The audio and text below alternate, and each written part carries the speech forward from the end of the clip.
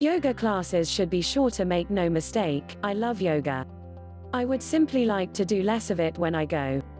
I have been coming to the mat, as the most annoying among us say, since I was a Texan teenager, sending my sits bones skyward on the lonesome prairie.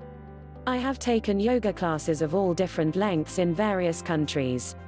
Never, ever have I left one that lasted 60 minutes and thought, dang, I wish that had been longer.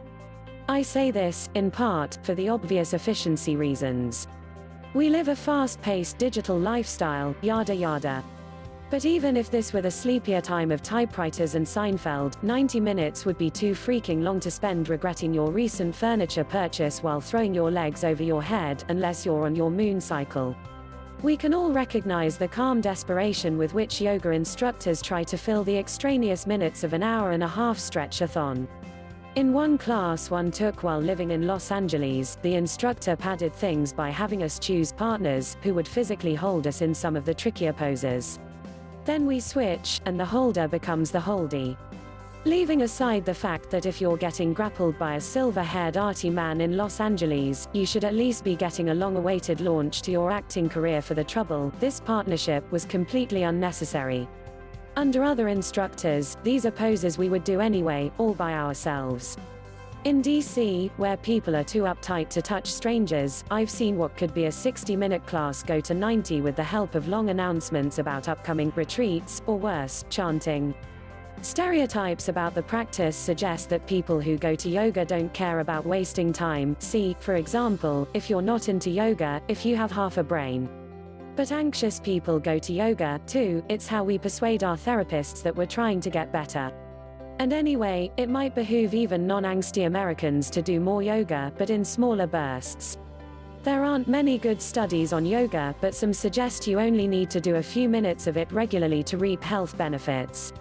One paper found that just one 20-minute yoga session temporarily improved working memory. Another showed that a 12-minute yoga routine, practiced daily or every other day, led to better bone density. If the everyday part is key, which we'll never know until the government makes funding yoga research a priority, haha, then shorter surely is better, or at least more realistic. Some say 90 minutes is simply how long it takes to pace through all the sacred asana, and that we shouldn't tamper with tradition. But there is nothing traditional about most of today's yoga studios, which are more about monetizing relaxation than they are about honoring whomever yoga is supposed to honor. I recently went to one class, supposedly a hybrid dance yoga endeavor, in which the instructor shimmied around a stage to Jason Derulo. We're not exactly meditating in the Indus Valley anymore. I would be open to dipping below an hour, especially when deadlines are as tight as my shoulders.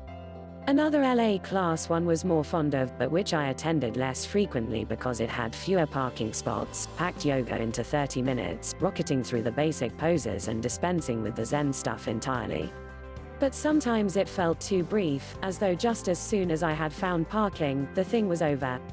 I always felt this way in LA. If you really just need to pop your scapulars back into place with the aid of some quick down dogs, in other words, perhaps a YouTube video would suffice. An hour is more than enough time for the active sun salutations, the relaxing sitting poses, and even the butt in the air one that no one can do. Shavasana will be over before the urge to check your phone becomes overpowering. Yoga teachers, I beg thee, give the people the workout they want in the time window they can afford.